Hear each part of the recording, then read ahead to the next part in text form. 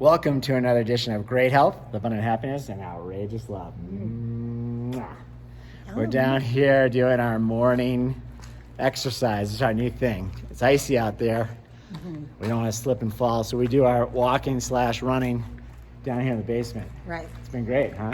It is great. It's such a relief to have a place to do something for us. We don't go to a gym, but if we did, gyms are still closed up here in our county. Yeah. And we've got this huge parking garage, and we can do our run. We're doing a 3-mile run. Today we're doing a walk because we're going to ski a little bit harder since we got some fresh snow. Yeah, we are going to get outside. If you guys watch us, we do a lot of hiking and beaching it and skiing and all that stuff. We love being outdoors. So we do love to be outside. So. Yeah, this is not it. We're going to be outside probably for 4 hours today, skiing in the snow. Exactly. Incoming. Good morning. Good morning. Good. So, yeah, we're down here just getting warmed up, and we're going to go up and have a nice breakfast with the kids. We wanted to bang out a quick video. We were just talking about this. I was telling Karen about this. I was watching this F.I.R.E movement. I watch these videos, and I'm just kind of intrigued. If you haven't watched any of them, check them out here on YouTube. F.I.R.E is F-I-R-E, Financially Independent Retire Early. It's amazing to me. Some of these people skimp and get away with their life expenses are down to nothing. I would say almost down to the poverty level or below, and they don't have to be there. But good for them, that's what they're doing. And they're taking the money they save, they're investing that difference in what they would have spent and putting it in ETFs in the market, and then they live off the dividends and the payouts. To clarify, this isn't the Graham Stevens of the world who is financially independent as a young person, but he's continuing to work. These are people that have chosen to retire. Well, many have, but many of them, they have the retirement option, but then they do other things, like maybe they have a YouTube video, or maybe they refurbish furniture and sell it. They do all kinds of crazy things. They're doing what they want. But yeah, they don't have to work. That's the key.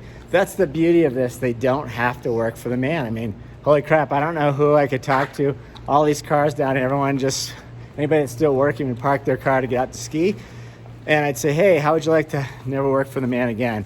I'm pretty sure everyone would say, that'd be great. How do I do it? So this is how they do it.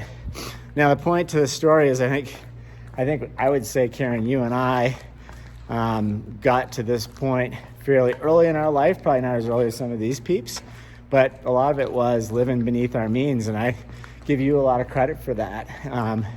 As we kind of grew up together in our relationship. Right. We had the luxury, or we've been blessed with a great career, and things were up and to the right, and we certainly had our share of nice houses and nice cars and nice trips and nice jewelry and things like that. But we lived well below our means, and we certainly are doing that now in a big scale, right? And that's all relative. So just to back up to when we moved to our first apartment together, we moved in together. Jeffrey moved into my apartment, and at that time we merged all of our funds, and we decided to pay off any debts that we had, any school debts, any credit card debts. Pay ourselves first. That's one of the things that you got to do. Right. We weren't together very long, but we knew we were going to be together forever. Right. And it didn't make sense to have any debt out there, so we took care of that. Then we moved to our first place at Jason's Cove together. Yeah. Massachusetts, and we moved into a great apartment. So I don't want you to think we're totally skimping, but we didn't have the funds at that time, or we chose not to allocate the funds that we had on furniture for that apartment. So we chose not to buy any furniture. I think we had a mattress on the floor for a while, didn't we? We had a mattress on the floor, and we had a kitchen table that came from our place, my apartment that I had in Boston, where we lived together. And I think maybe you got that from your parents. I did. It was a hand-me-down, right? It was a hand-me-down from my parents, and that was it. That was the only furniture that we had in that apartment. And we just decided, that we didn't need to make this lavish place. This wasn't our forever apartment. Right. It was a great location, literally across from the ocean.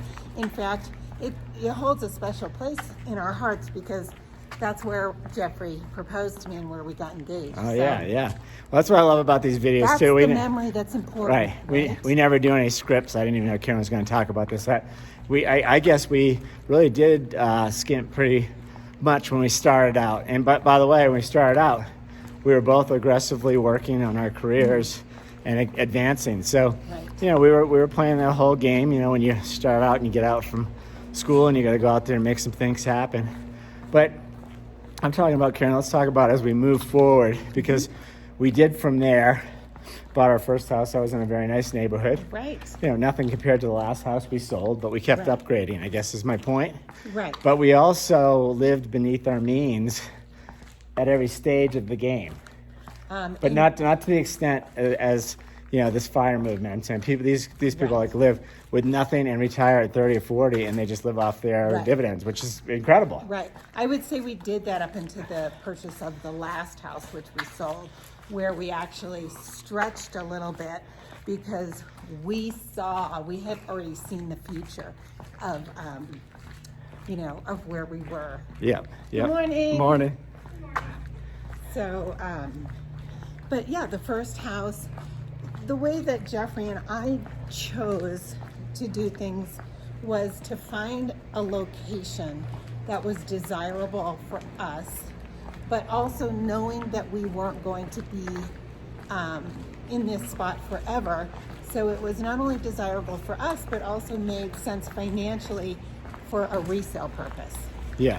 Every house purchase we ever did, that was always something we took into consideration. Well, and we always did that. You're absolutely right. We always thought, if we buy this thing at this price, when we turn around to sell this in 2 years or 10 years, will it be good for us, right? We always think about that.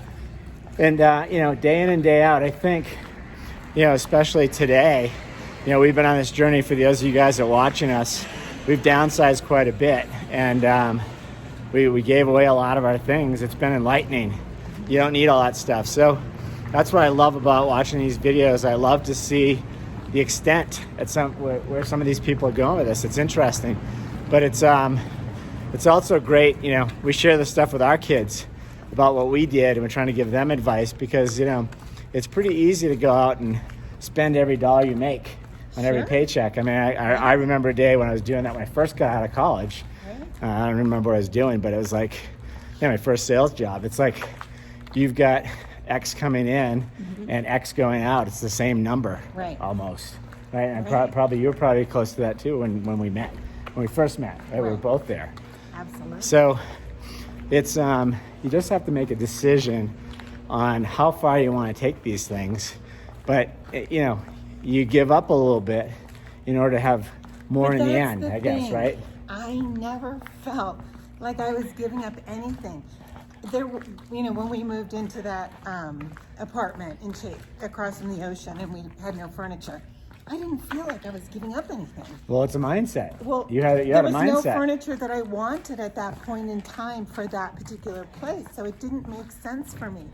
But that was me, right? Right. Everyone is so different, and I think it's really important to set your own priorities and make sure that Good morning.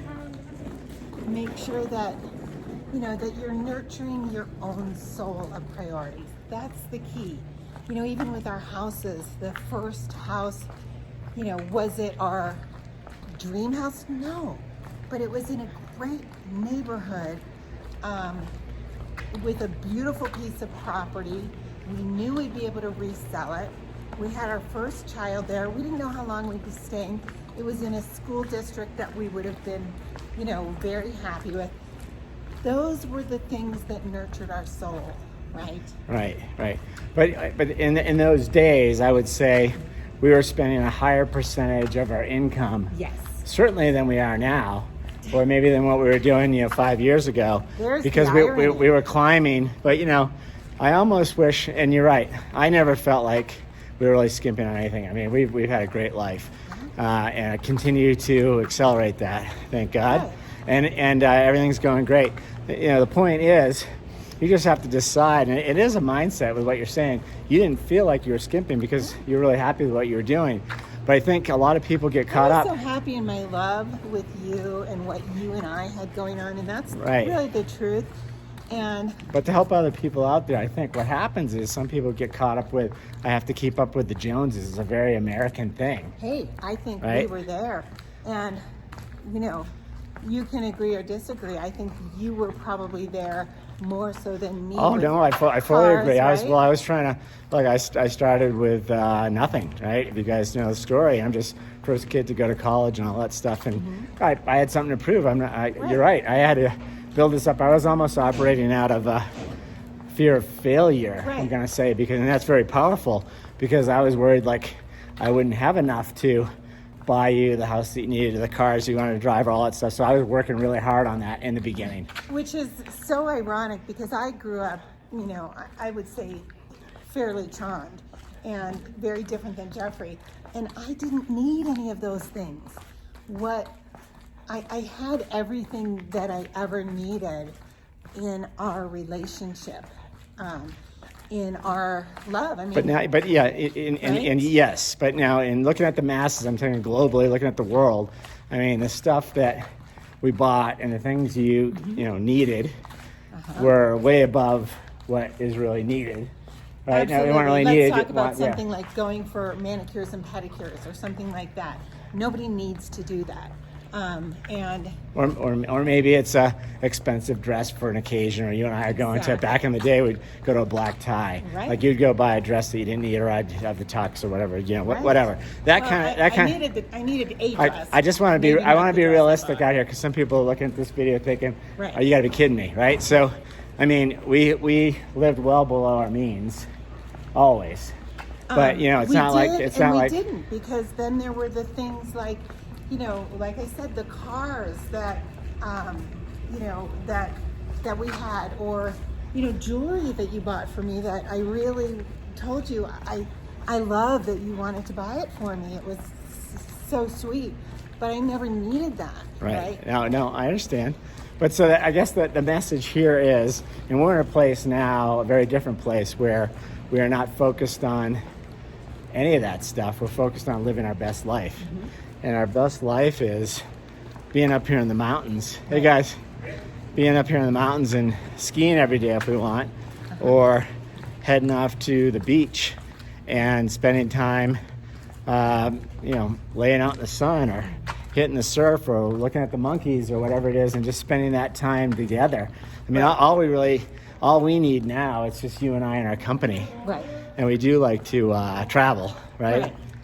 Well, I think it's really interesting too, because talking about travel, if you've seen our videos, you know that usually, unless we're going to a destination, Right. if we're going, Oh, this is a good example. I know you're Hawaii, going with or this. This is we're a good going example to of what Costa I'm talking Rica. about. But when we're traveling, and we could be on the road for a month, we are staying at moderately priced hotels. I'm talking about the Fairfield Inn, Hyatt Place.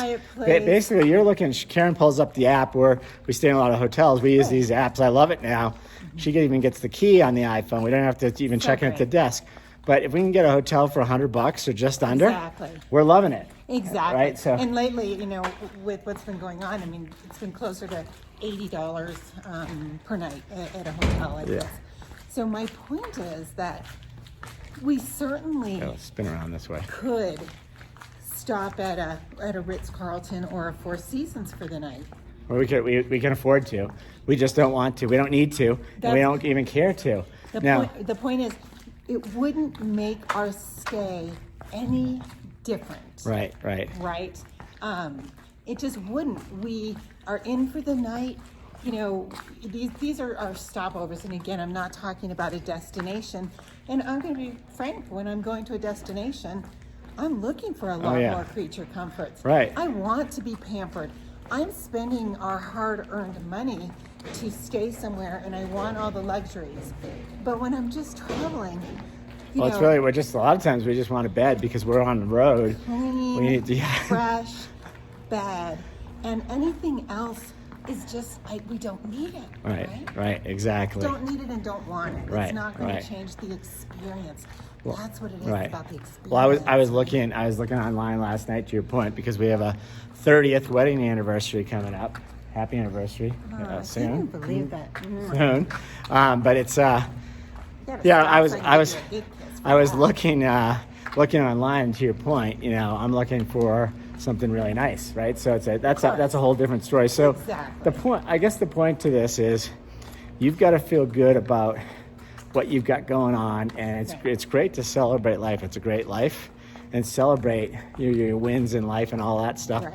But you also have to figure out what's important. And I think, this the reason why I point to this movement, it's interesting to me. It's a lot of younger people have figured this out. I'm like, good for them.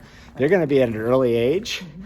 And if you watch it, you'll see many of them at an early age living their best life. They're living in different countries, or they're doing whatever the heck they want to, and not working for the man. It's pretty amazing. It's a whole different mentality than certainly when we grew up, or our parents. It was like, you got a job and you worked until you were 65, Right. day in and day out, and you had to be in that office, first one in, last one to leave. Right.